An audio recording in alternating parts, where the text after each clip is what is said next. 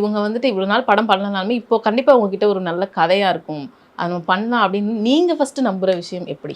அதான் சொன்னேனே, எனக்கு வந்து அந்த ஒரு I hate a lot of gaps in between. So நான் படங்கள் பண்ணாத காலங்கள்லாம் இருந்தது. பிகாஸ் அதாவது ஒரு படம் ரிலீஸ் ஆகிறதுக்கு அந்த டைம்லாம் ஐல் பி வெயிட்டிங், அந்த டைம்லாம் இருக்கு இல்லையா? ஸோ அப்போது என்னோட அந்த மனநிலை எனக்கும் தெரியும். அண்ட் நான் எப்படி அதை ஓவர் கம் பண்ணேன். அண்ட் ப்ளஸ் என்ன ஒரு உள்ளுக்குள்ளே நம்மளே வந்து ஒரு இன்னும் பெட்டர்மெண்ட்டாக இன்னும் ஒரு விஷயம் ஒன்று டெவலப் பண்ணணும்னு நினச்சி அடுத்தது இன்னும் வேறு மாதிரி ஒன்று கொடுக்கணும்னு ஒரு வெறி ஒன்று ஸ்டார்ட் ஆகும் பார்த்தீங்களா? ஸோ அதெல்லாம் எனக்கு தெரியும். ஸோ அதனால் இப்படி அந்த கேப்பை வந்து இப்போ ஒரு கேப்புக்கு அப்போ வராங்கன்னா அது அப்போ ஒரு வெல் ப்ரிப்பேர்டாக தான் அந்த டிரெக்டர்ஸ் வருவாங்க. ஏன்னா அது கண்டிப்பாக அவங்கள்ட்ட ஏதாவது ஒரு யூனிக் ஸ்கிரிப்டோட தான் வருவாங்கன்னு எனக்கு ஒரு தாட் இருக்கும். ஸோ அது always I tape that. So அப்படி தான் எனக்கு அந்த அந்த மாதிரி எனக்கு அமைஞ்சுது.